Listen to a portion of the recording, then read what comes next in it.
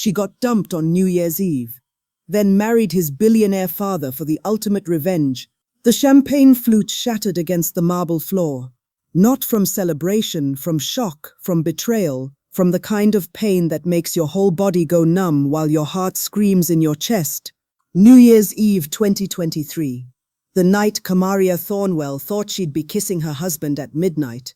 Instead, she got a public execution of her marriage, her dignity, and everything she'd believed in for the past 8 years. But let me back up, because this story, it's the kind that'll make you question everything you thought you knew about revenge, redemption, and the twisted ways love can destroy you and save you at the same time. Before we continue, I need you to do something for me. Hit that subscribe button for Tales After Dark right now and turn on that notification bell. Like this video and drop a comment telling me what country you're watching from. Trust me, you're going to want to follow this channel after you hear what happens next. Now, let's get back to the story. 3 days before New Year's, Kamaria sat in their sprawling kitchen in their Connecticut estate, watching her husband, Thornwell, move around with an energy she hadn't seen in months. He was humming, actually humming. For a man who barely acknowledged her presence anymore, this sudden shift felt like sunshine breaking through storm clouds. "I have a surprise for you," Deshawn said, sliding a cup of coffee across the granite countertop to her. His smile was wide, boyish even. New Year's Eve, something special. Kamaria's heart had lifted. After months of his cold shoulders, his late nights at the office, his dismissive comments about her appearance, her age, her everything, maybe this was the turning point. Maybe he'd finally remembered the woman who'd stood by him when he had nothing. The woman who'd worked 2 jobs to help fund his first business venture. The woman who'd believed in him when even his own father had doubts. "What kind of surprise?" she'd asked, trying to keep the desperate hope out of her voice. "You'll see," he kissed her forehead. Actually kissed her. "I'm inviting everyone. Dad, our friends, even your parents. It's going to be a New Year's to remember." She'd smiled then. Foolish, trusting, hopeful. She'd spent the next 3 days preparing, cooking, decorating, making sure everything was perfect.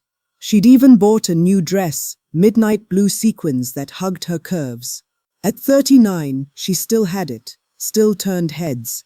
But the only head she wanted to turn was her husband's. New Year's Eve arrived with fresh snow and the smell of pine and cinnamon. By 8 p.m., their home was filled with people. Deshawn's father, Jedediah Thornwell, a distinguished man of 68 with silver hair and sharp eyes that seemed to see everything. Their friends, couples they'd known for years, the household staff, including their cook, Ernestine Chambers, who'd worked for the Thornwell family for over 2 decades, and Kamaria's parents, who'd driven 3 hours from Boston to be there. The dining room glittered with candles and crystal. Laughter echoed off the high ceilings. For a few hours, Kamaria allowed herself to believe that everything was going to be okay, that her marriage could be saved, that love could win. She was so wrong. An hour before midnight, Deshawn stood up. He tapped his wine glass with a knife, the sharp ting-ting-ting cutting through the conversations. Everyone turned to look at him, smiles on their faces, expecting a toast, a sweet holiday sentiment, maybe even a pregnancy announcement. Kamaria's heart raced with anticipation. This was it, the surprise. "I want to thank you all for being here tonight," Deshawn began, his voice steady and clear. He walked over to Kamaria, placed his hand on her shoulder. She could feel every eye on them, could sense the collective warmth in the room. "I have something important to say about my wife." Kamaria's smile was so wide it hurt. Finally, he was going to acknowledge her, appreciate her, love her out loud. "I'm leaving her." The words hit like a physical blow. The room went silent. Not the comfortable silence of anticipation, but the awful, suffocating silence of shock. "I've already started the divorce proceedings," Deshawn continued, his voice clinical, detached, as if he were discussing a business transaction. "Kamaria is too old for me.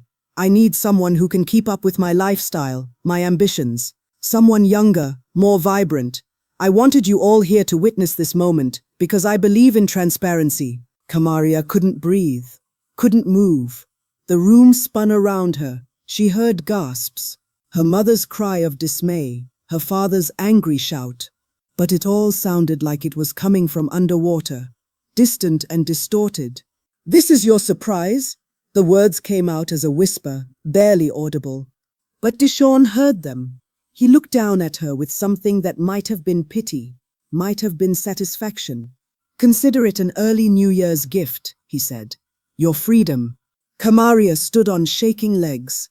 Every face in that room was staring at her, some with pity, some with shock, some with barely concealed schadenfreude. She could feel herself breaking apart piece by piece right there in front of everyone. She didn't remember walking to her room, didn't remember climbing the stairs or closing the door. She only remembered the sound of her own sobbing, raw and broken, echoing off the walls of the bedroom she'd shared with a man she no longer knew. 8 years. 8 years of her life. 8 years of standing by his side, supporting his dreams, forgiving his mistakes, ignoring the warning signs. And he'd repaid her with public humiliation on New Year's Eve. Downstairs she could hear the chaos. Her mother was screaming at Deshaun. Her father was demanding answers. Jedediah Thornwell's deep voice rose above the others, angry and disappointed. But none of it mattered. None of it could change what had just happened. Ernestine Chambers found her an hour later, curled up on the bathroom floor, mascara streaking her face, the beautiful sequined dress wrinkled and stained with tears. "Child," Ernestine whispered, kneeling beside her despite her arthritic knees. "Child, you got to get up." "I can't," Kamaria sobbed. "I can't do this. How could he do this to me?" "Because he's a cruel man," Ernestine said simply. "Always has been, if I'm being honest. But you're stronger than this moment. You're stronger than him." But Kamaria didn't feel strong. She felt destroyed, demolished, erased. The days that followed were a blur of pain. Her parents took her back to Boston, but she barely registered the journey. She moved through her childhood home like a ghost, not eating, not sleeping, just existing in a fog of grief and shock. The story spread. Of course it did. One of the dinner guests had posted about it on social media. Within days, it was everywhere. Billionaire's son dumps wife on New Year's Eve in front of family and friends. The comments were brutal. Some sympathized with her.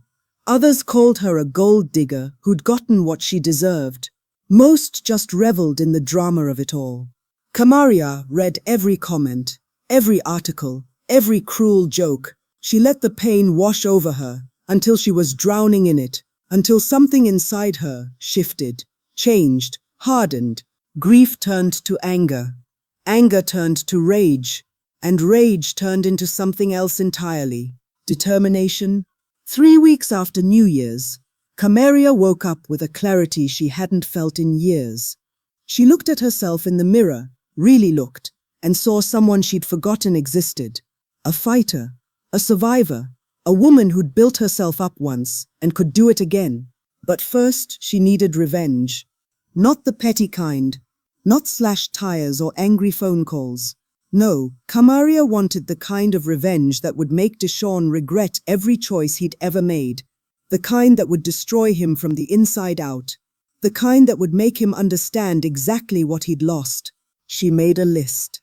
Deshaun's weaknesses, his fears, his vulnerabilities. At the top of that list, his relationship with his father. Jedediah Thornwell was more than just Deshaun's father. He was a self-made billionaire who'd built his empire from nothing. He was the source of Deshaun's wealth, his status, his entire identity. And according to the few conversations Kamaria had had with Jedediah over the years, he was deeply disappointed in the man his son had become. Kamaria picked up her phone, scrolled through her contacts until she found the name she needed. "Ernestine, it's Kamaria. I need your help." The plan was simple. At least at first. Kamaria would maintain relationships with everyone in Deshaun's circle. She wouldn't disappear, wouldn't hide. She'd stay visible, present, impossible to forget. Ernestine Chambers became her inside woman. The cook had worked for the Thornwell family since Deshaun was in his 20s, and she had no love for the man he'd become. Mr. Jedediah is different, Ernestine told Kamaria over coffee in a small cafe in Manhattan. He's got honor, integrity. He's been trying to rein Deshawn in for years, but that boy doesn't listen. After what Deshawn did to you, Mr. Jedediah barely speaks to him anymore. Does he ever visit the Connecticut house? Kamaria asked. Once a week, Sunday dinners. Deshawn makes himself scarce, but Mr. Jedediah still comes, says he's keeping an eye on the property, but I think he just doesn't want to admit how badly things have fallen apart with his son. What if I happened to be there? Kamaria said slowly. What if I needed to pick up some of my things? What if I arrived during one of those Sunday dinners? Ernestine's eyes widened with understanding. Then she smiled. I think that could be arranged. The first meeting was accidental. At least, that's how it appeared. Kamaria showed up at the Connecticut house on a Sunday afternoon in late January, claiming she needed to collect some personal items. Deshawn was in the city with his new girlfriend, a 26-year-old influencer named Tanaya Wallace, who posted their relationship all over social media like a trophy. Jedediah Thornwell was in the dining room when Kamaria arrived, reading the newspaper over coffee. He looked up when she entered, surprise and then concern crossing his distinguished features. Kamaria, he said, standing immediately. I didn't know you'd be here. I'm sorry to intrude, she said softly. I just needed to get some things. I'll be out of your way in a moment. You're not intruding. Jedediah's voice was firm. This is still your home. More yours than his, if I'm being honest. After what Deshawn did, he shook his head. I've never been more ashamed of my son. The sincerity in his voice nearly broke her. Thank you, she whispered. That means more than you know. Have you eaten? Jedediah asked. Ernestine's made her famous pot roast. There's more than enough. That was how it started. A shared meal. Conversation. Jedediah apologizing for Deshawn's behavior. Kamaria listening and responding with the kind of grace and intelligence that made Jedediah remember why he'd always liked her. Why he'd told Deshawn over and over that Kamaria was the best thing that had ever happened to him. The Sunday visits became regular. Kamaria would arrive to collect things, and Jedediah would insist she stay for dinner. They talked about everything: business, art, literature, life. Jedediah found himself looking forward to those dinners, enjoying the company of someone who saw him as more than just a source of money and power. Kamaria played her part carefully. She was never too forward, never too obvious. She listened more than she talked. She asked thoughtful questions. She made Jedediah laugh with her dry wit and impressed him with her insights into business. She was everything Deshawn had taken for granted. 3 months in, Kamaria shifted tactics. She started dressing differently for those Sunday dinners. Not provocatively, but beautifully. Elegant dresses that highlighted her figure. Subtle makeup that made her eyes sparkle. She'd catch Jedediah looking at her sometimes, a flicker of something crossing his face before he'd look away, clear his throat, return to the conversation.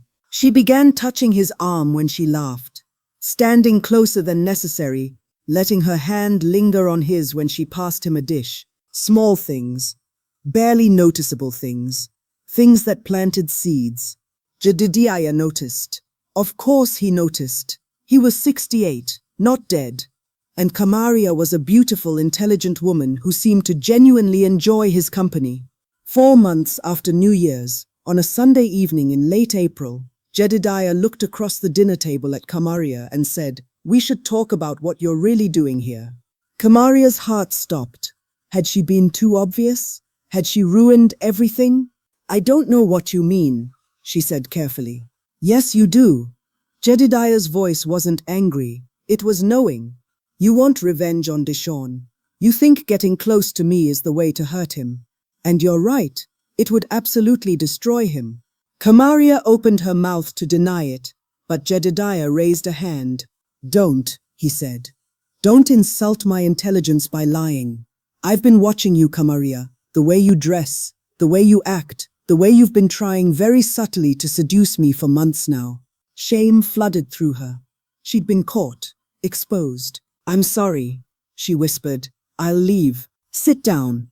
Jedediah's command was gentle but firm. Kamaria sat. I'm not angry. I'm actually impressed. You've played this brilliantly, better than I expected. But here's what you don't know. I want revenge on Deshawn too. Kamaria stared at him. What? Jedediah leaned back in his chair. My son has become everything I despise. Cruel, arrogant, wasteful. He throws money around like it's meaningless, treats people like they're beneath him. And now he's humiliated a woman who loved him for 8 years. A woman who supported him when he had nothing.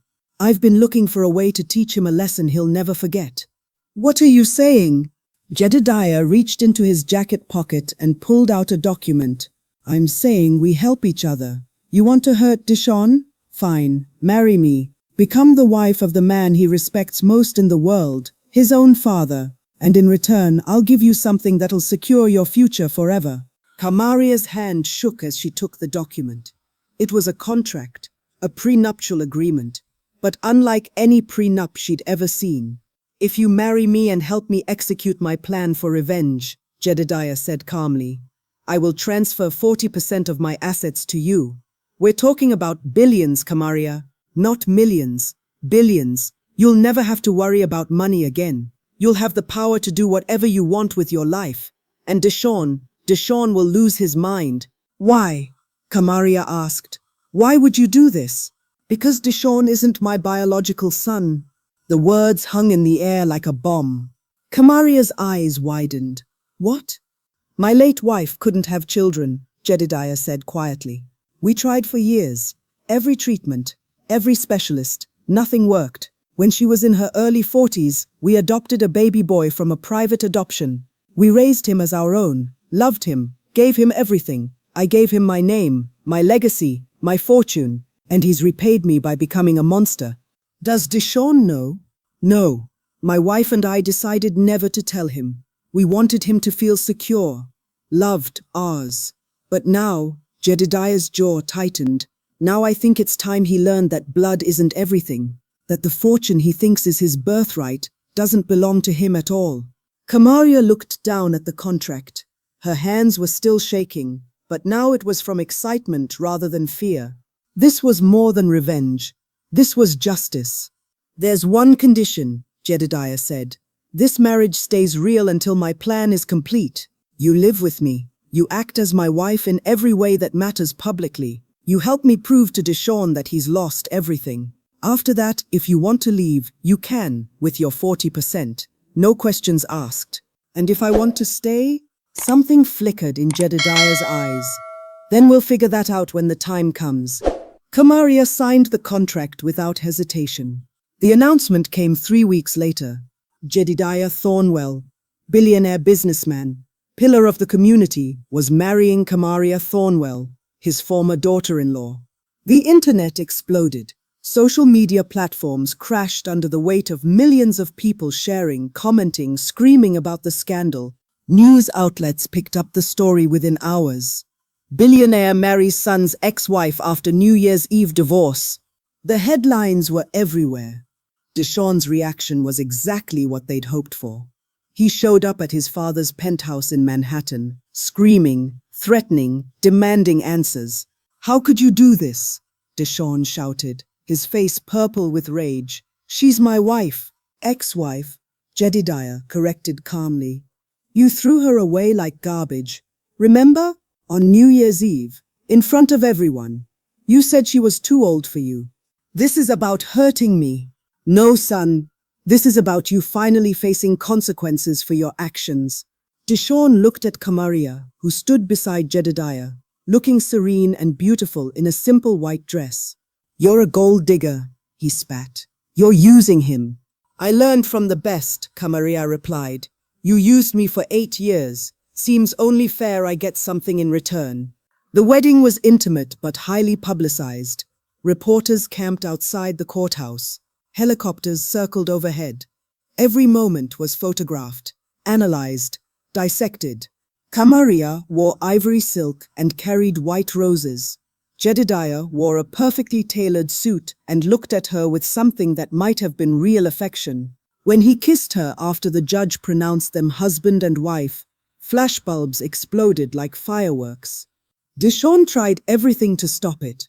He hired lawyers to challenge the marriage on grounds of impropriety. He leaked stories to the press about Kamaria being a manipulative gold digger. He even tried to have his father declared mentally incompetent. Nothing worked. Jedediah was too smart, too careful, too protected. As weeks turned to months, something unexpected happened. The marriage that had started as revenge began to feel real. Jedediah was nothing like Deshawn. He was kind, attentive, respectful. He actually listened when Kamaria talked. He valued her opinions. He made her laugh. At 68, he was more of a man than Deshawn had ever been at 41. They'd sit together in the evenings, drinking wine, discussing business. Jedediah was impressed by Kamaria's sharp mind, her insights into market trends, her natural understanding of people. He started bringing her to board meetings, introducing her to executives, asking for her input on major decisions.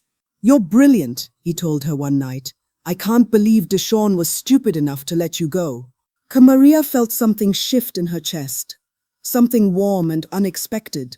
"Thank you for seeing that. I see everything about you, Kamaria. And what I see is extraordinary." The first time they kissed, really kissed, not for cameras but for themselves, was in June. They were in Jedediah's private study, going over quarterly reports, when Kamaria made a joke about Deshawn's latest failed business venture. Jedediah laughed. That deep, genuine laugh she'd come to love. And before either of them realized what was happening, they were kissing. It was soft, tentative, exploring. And when they pulled apart, they both knew. This wasn't just revenge anymore. This was real. "I care about you," Jedediah admitted. "More than I should, more than I expected." "I care about you too," Kamaria whispered. "This wasn't supposed to happen." "Do you want to stop?" "No." The answer came immediately. "Certain. No, I don't." Their relationship deepened. What had started as a business arrangement transformed into genuine partnership, affection, maybe even love. Kamaria found herself happier than she'd been in years. Jedediah made her feel valued, respected, cherished. But Deshawn wasn't done. In July, Jedediah's security team intercepted intelligence about a planned attack. Deshawn had hired people to hurt Kamaria, not kill her. Nothing that obvious, but hurt her badly enough to send her running from the marriage. "We need to move you," Jedediah said urgently. "Somewhere Deshawn can't find you, somewhere safe." "He's really trying to hurt me?" "He's desperate. He sees you as the reason he's lost everything. His father's approval, his inheritance, his reputation. You need to disappear for a while." Kamaria was moved to a small coastal town in Oregon under an assumed name. The transition was handled by Jedediah's most trusted security team. No one outside a handful of people knew where she was. Deshawn's hired men, Marquavius Tate and Cordarius Porter, showed up at the location 2 weeks later. They'd been paid $20,000 each to carry out a specific operation, scare Kamaria badly enough that she'd leave Jedediah and disappear for good. But Kamaria was prepared. She'd been warned they were coming, and she had resources now. Real resources. When Marquavius and Cordarius knocked on her door, she opened it calmly. "Gentlemen," she said, "would you like to come in? I have a business proposition for you." They exchanged glances, confused. This wasn't how it was supposed to go. Inside, Kamaria offered them coffee and then laid out her counteroffer. "Deshawn paid you $40,000 total, correct? 20,000 each. How did you?" Marquavius started. "I know everything," Kamaria said simply. "Now I'm going to offer you $100,000 each to go back to Deshawn and tell him you completed your job. Tell him I'm gone. Tell him I ran away in fear. Tell him whatever he wants to hear, and then disappear. Take the money, start new lives, and never mention this conversation to anyone." Cordarius whistled low. "That's a lot of money." "It's a drop in the bucket compared to what I have access to," Kamaria said. "And it's a lot smarter than carrying out a crime that would land you both in prison. Because make no mistake, if you touch me, you'll be arrested within hours. My husband has resources you can't even imagine." Marquavius and Cordarius took the money. They went back to Dishon with lies about a completed operation, about Kamaria fleeing in terror, about the job being done.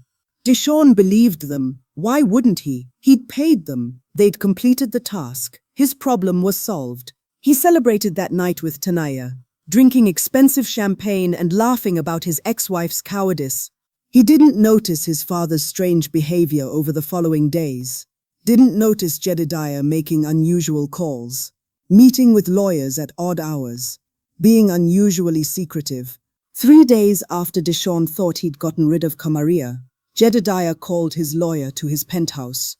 Nehemiah Wallace, a man who'd served the Thornwell family for 30 years, arrived with a briefcase full of documents.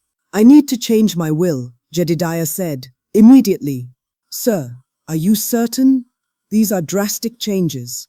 "I've never been more certain of anything in my life." The new will was drawn up, signed, witnessed, and secured. Jedediah also prepared a second will, a fake one, that made it look like Dishon would inherit everything. This decoy would be kept in an easily accessible place, ready to be discovered if needed. "Keep the real will in the vault," Jedediah instructed Nehemiah. "Give the fake one to Dishon when the time comes." "When will that be, sir?" Jedediah smiled grimly. "Soon." That night, Jedediah called Kamaria in Oregon. "Come home," he said. "It's time for the next phase." "Are you sure?" "I'm sure. I've set everything in motion. Now we just need to wait for Dishon to make his final mistake."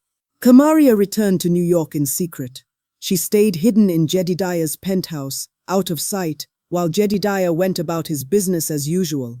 To the outside world, it appeared that Kamaria had indeed disappeared, fled from Dishon's intimidation. Dishon's confidence soared.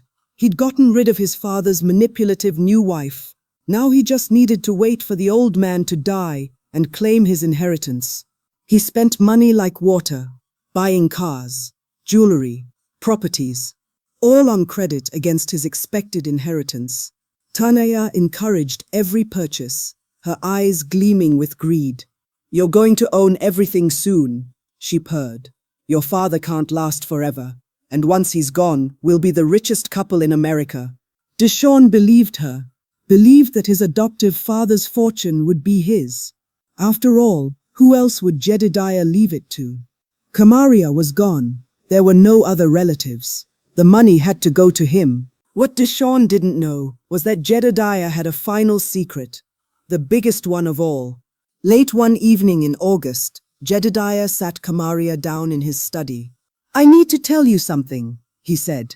"Something that changes everything." "What is it?" "You're pregnant." Kamaria's world tilted. She'd been feeling off for weeks, tired, nauseous, but she'd attributed it to stress. "How do you—" "The doctor called today. The blood work you had done last week. You're almost 3 months along." Tears filled Kamaria's eyes. "We're having a baby?" "We're having a baby." Jedediah pulled her into his arms, and she could hear the joy in his voice. "A biological child, my biological child. After all these years of thinking I could never have this, you've given me the greatest gift imaginable." They held each other, crying and laughing, overwhelmed by this unexpected miracle. At 68, Jedediah was going to be a father, a real father, and Kamaria, who'd thought her chance at motherhood was over after Dishon, was going to be a mother. "This changes everything," Jedediah said. "This child will be my true heir, my biological heir. And Dishon will have nothing." "When do we tell him?"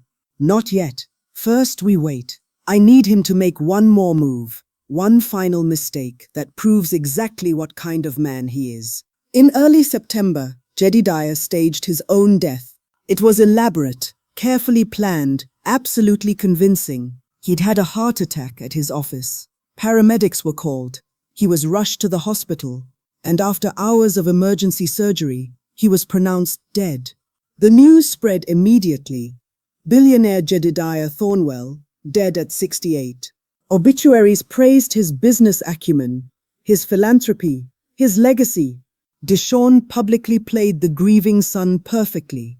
Privately, he was calculating his inheritance. The funeral was massive.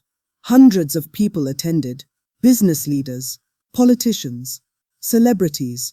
Kamaria stayed hidden, watching from a distance, her hand on her growing belly, knowing that soon, very soon, everything would come to light.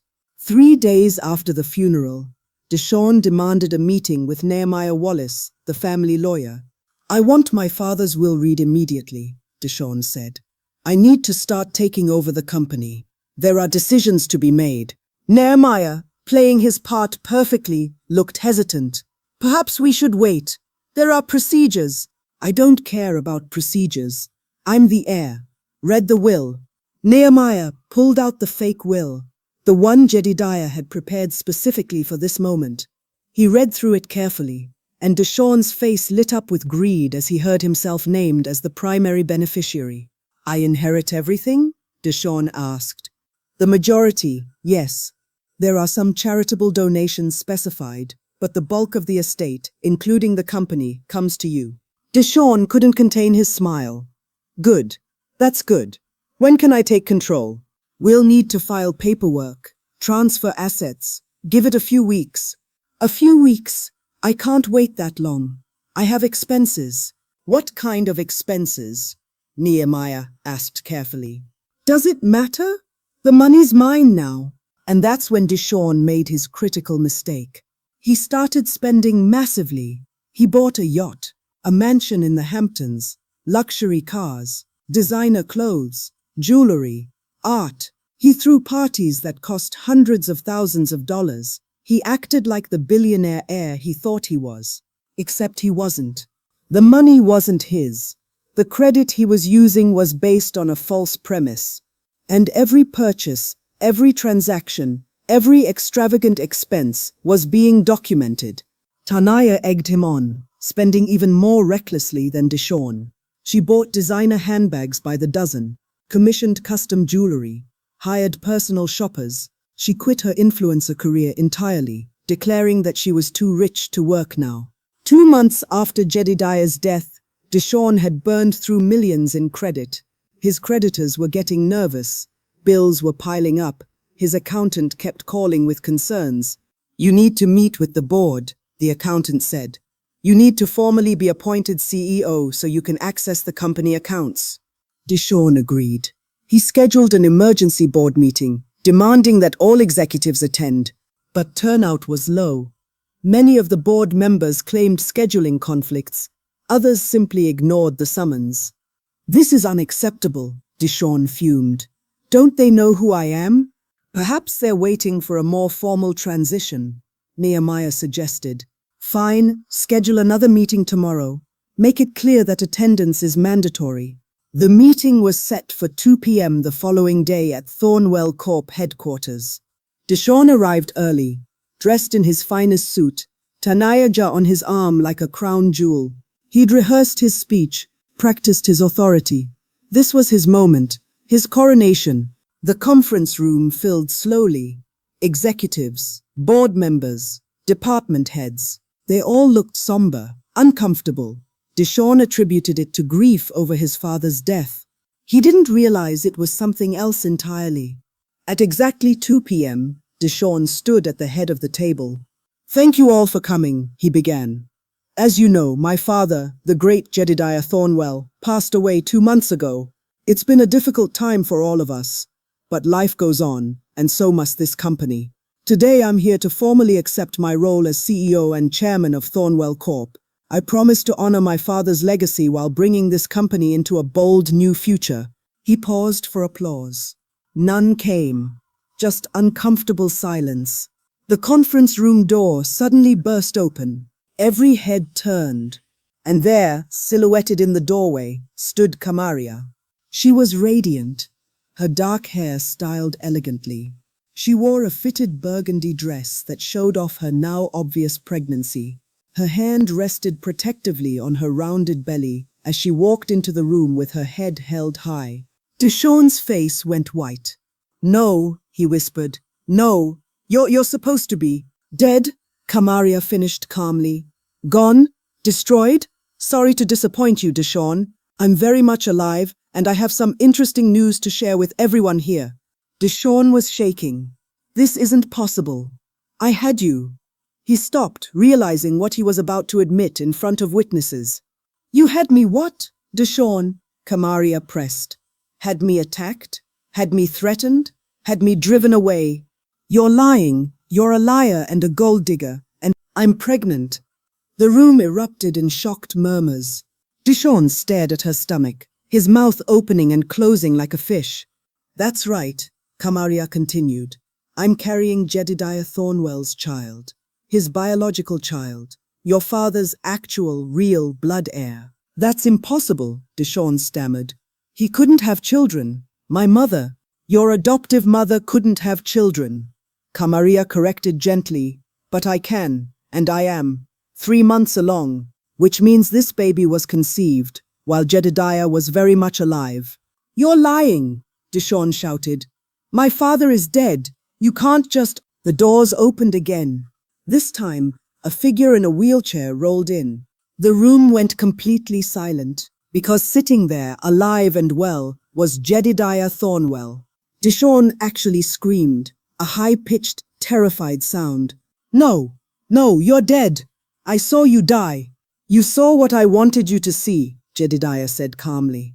His voice was strong, healthy. Surprise, son. I'm not dead. I'm not even sick. I staged the whole thing to prove exactly what kind of person you've become. This is insane, Deshawn said, backing away. This is some kind of trick. The only trick is the one you've been playing your whole life, Jedediah said, pretending to be a decent human being, pretending to care about anything other than money. But I know the truth now, and so does everyone else in this room. Nehemiah Wallace stepped forward, pulling documents from his briefcase. Deshawn Thornwell, I need to inform you that the will that was read to you was not your father's actual will. It was a decoy. The real will leaves the majority of Jedediah Thornwell's estate to his biological child. He gestured to Kamaria's stomach and 40% to Mrs. Kamaria Thornwell. That's not legal, Deshawn shouted. I'm his son. I deserve that inheritance. You're not his son, Jedediah said flatly. You're his adopted son, and there's a difference. Deshawn looked like he'd been slapped. What?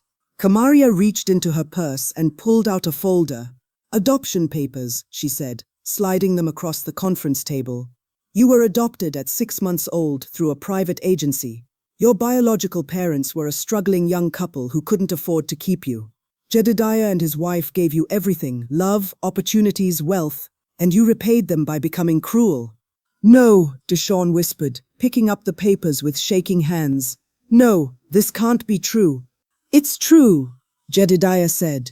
Your mother and I kept it from you because we wanted you to feel like our real son. We loved you. I still tried to love you even after you became this monster. But after what you did to Kamaria, after learning what kind of man you truly are, I'm done protecting you. You can't do this, Deshawn said, his voice breaking. You can't just take away my entire life. I'm not taking it away, Jedediah replied. You threw it away yourself. Every cruel choice, every selfish decision, every person you hurt. That was you. You did this. Police officers entered the room. Deshawn's eyes darted to them, panic setting in. Deshawn Thornwell, one officer said, stepping forward. You're under arrest for conspiracy to commit assault, fraud, and multiple other charges. You have the right to remain silent. Fraud? Deshawn looked around wildly. What fraud? You spent millions of dollars on credit based on an inheritance you didn't legally have access to, Nehemiah explained. You made false claims to creditors about your financial status. That's fraud, multiple counts, and the attempted assault charge comes from your hiring of Marquavius Tate and Cordarius Porter to attack Mrs. Thornwell, the officer added. They've already given full statements in exchange for reduced sentences. Deshawn looked at his father one last time, his eyes pleading. Dad, he whispered, please, I'm your son. No, Jedediah said sadly. You were my son, but you stopped being that person a long time ago. Now you're just a criminal. They led Deshawn away in handcuffs. Tanaya tried to follow, screaming about lawyers and wrongful arrests, but security stopped her at the door. The board members sat in stunned silence, processing everything they'd just witnessed. Jedediah rolled his wheelchair to the head of the table. "Now," he said calmly, "let's talk about the future of this company. I'm officially appointing Kamaria Thornwell as acting CEO, effective immediately. She'll manage operations until our child is born, at which point we'll reassess based on her wishes. Does anyone have any objections?" No one spoke. No one dared. "Good," Jedediah said with satisfaction. Meeting adjourned. The months that followed were a whirlwind. Kamaria threw herself into learning the business, proving to everyone, including herself, that she was more than capable of running $1 billion corporation. Jedediah stayed by her side, advising, supporting, loving her through it all. Their daughter, Zephyrine Teresa Thornwell, was born in late November. She had Jedediah's eyes and Kamaria's smile, and from the moment she arrived, she owned her father's heart completely. "I never thought I'd have this," Jedediah whispered, holding his newborn daughter while Kamaria recovered in the hospital bed. "After all those years of thinking it was impossible, you gave me everything I ever wanted." "We gave each other what we needed," Kamaria corrected, smiling at the man who'd started as her revenge and ended as her true love. But their happy ending wasn't quite complete. Because Deshawn wasn't done fighting. 6 months into his sentence, Deshawn escaped during a prisoner transfer. It was a violent escape that left 2 guards injured, adding more charges to his mounting legal troubles. But Deshawn didn't care. He was past caring about consequences. He wanted one thing: revenge. He broke into Jedediah and Kamaria's home on a rainy night in April. Security was tight, but Deshawn had grown up in the Thornwell empire. He knew the weak points, the backup systems, the places where even the best security had gaps. He made it to the nursery where Zephyrine was sleeping, her tiny chest rising and falling in peaceful rhythm. Deshawn stood over his half-sister's crib, a man so consumed by rage and jealousy that he couldn't see how far he'd fallen. But before he could act, Kamaria found him. She'd been restless that night, checking on the baby more often than usual, some maternal instinct warning her of danger. When she saw Deshawn standing there in the shadows, her blood went cold. "Get away from her," Kamaria said quietly, but firmly. Deshawn turned, his eyes wild. He pulled out a gun. "You took everything from me," he hissed. "Everything. My father, my inheritance, my life. You destroyed me." "You destroyed yourself," Kamaria replied, keeping her voice steady despite the terror coursing through her. "Every choice you made led you here. I was just the consequence." "No," Deshawn shouted. "You planned this. You seduced my father. You got pregnant on purpose. You orchestrated everything." "I fell in love," Kamaria said simply. "I didn't plan that. I didn't plan to find someone who valued me, respected me, loved me the way I deserved. That was a gift, a second chance. And if you had any capacity for self-reflection, you'd realize that you could have had that with me. But you threw it away." Deshawn raised the gun, his hands shaking. "I should have finished you when I had the chance." "Then why didn't you?" Kamaria asked. "Why did you hire other people to do it? Why couldn't you be man enough to face me yourself?" The question hit home. Deshawn's face crumpled. "Because I loved you," he admitted. "Once, a long time ago, before I became this." "Then remember that man," Kamaria urged.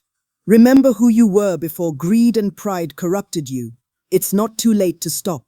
For a moment, just a moment, Deshawn seemed to waver. The gun lowered slightly, his eyes filled with tears. That's when Jedediah appeared in the doorway. He'd heard voices, grabbed his own weapon, come running. When he saw Deshawn holding a gun near his daughter, something primal took over. "Get away from my family," Jedediah commanded, his own weapon trained on Deshawn. Deshawn spun, his gun swinging toward Jedediah. "You," he spat. "You ruined everything." "I gave you everything," Jedediah replied. "A name, an education, opportunities, love. You're the one who ruined it. You lied to me my whole life. To protect you, to make you feel secure and loved. We never wanted you to feel different or less than. But I am less than, Deshawn screamed. I'm not really your son. I'm not really a Thornwell. I'm nobody. You were a Thornwell, Jedediah said sadly, until you chose not to be. Deshawn's finger moved toward the trigger. Kamaria screamed. Howard fired first, a warning shot aimed at the ceiling. But Deshawn's hand jerked in surprise. His gun went off. The bullet struck Jedediah in the chest. Time seemed to stop. Jedediah staggered backward, his hand going to the spreading red stain on his shirt. Kamaria ran to him, catching him as he fell. No, no, no, she sobbed. Jedediah, stay with me. Stay with me. Deshawn stood frozen, staring at what he'd done. I wasn't trying to. Security burst in, alerted by the gunshots. They tackled Deshawn to the ground, disarming him while Kamaria held Jedediah in her arms, begging him to hold on. The ambulance arrived within minutes, but everyone knew the bullet had hit too close to the heart. Jedediah Thornwell, the man who'd survived impossible odds in business and life, couldn't survive his adopted son's final act of violence. Take care of our daughter, Jedediah whispered to Kamaria as paramedics worked on him. Raise her to be kind, to be strong, to be nothing like him. You're going to be fine, Kamaria insisted through her tears. You're going to help me raise her. We have so much time left. Jedediah smiled weakly. We had enough time. You gave me everything I needed. The baby, the love, the second chance. Thank you. Don't thank me. Don't you dare thank me and leave. But he was already fading, his eyes closing, his breathing slowing. I love you, he managed. Tell Zephyrin I love her too. And then he was gone. Deshawn was convicted of second-degree murder during the commission of multiple felonies. The judge gave him life in prison without possibility of parole. At his sentencing, he looked at Kamaria one last time. I'm sorry, he said, for everything. I know that doesn't fix anything, but I need you to know. I'm sorry. Kamaria didn't respond.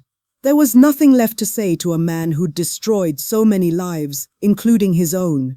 She raised Zephyrin with the help of Jedediah's closest friends and trusted staff. Ernestine Chambers retired but stayed involved, becoming like a grandmother to the little girl. Kamaria ran Thornwell Corp with the same intelligence and compassion Jedediah had shown, transforming it into one of the most respected companies in America. On Zephyrin's 4th birthday, Kamaria took her to Jedediah's grave. They laid flowers and sat together, Kamaria telling her daughter stories about the grandfather she'd barely known. Was Daddy a good man? Zephyrin asked in her high, sweet voice. He was the best man I ever knew, Kamaria replied honestly. He saved me when I thought I was too broken to be saved. He gave me you. He gave me a life I never dreamed I could have. Why did his other son hurt him? Kamaria considered the question carefully, because he forgot what really matters. He thought money and power were everything. He forgot about love and kindness and doing the right thing. Don't ever make that mistake, baby. I won't, Mommy, I promise. As they walked back to the car, Kamaria thought about the journey that had brought her here. From the woman broken on New Year's Eve to the CEO of a billion-dollar company. From someone seeking revenge to someone who found real love. From victim to victor. Deshawn had meant to destroy her that New Year's. Instead, he'd set her free. Free to find her true strength, her real worth, her actual purpose. The revenge had been sweet, but the love had been sweeter. So tell me something. If you were in Kamaria's position, what would you have done? Would you have sought revenge like she did? Would you have married your ex-husband's father? Or would you have walked away and started completely fresh? Drop your thoughts in the comments. I want to know if you think she was right or wrong. And hey, if you loved this story, you need to subscribe to Pressify Stories right now. We've got hundreds of stories of all different genres waiting for you. Tales of revenge, redemption, love, betrayal, justice, and everything in between. Hit that subscribe button, smash that like, share this with someone who needs to hear it, and check out our other videos. Trust me, you won't regret it. Until next time, remember, sometimes the best revenge is living well. And sometimes it's marrying your ex's father and taking everything they thought was theirs. Life's funny that way.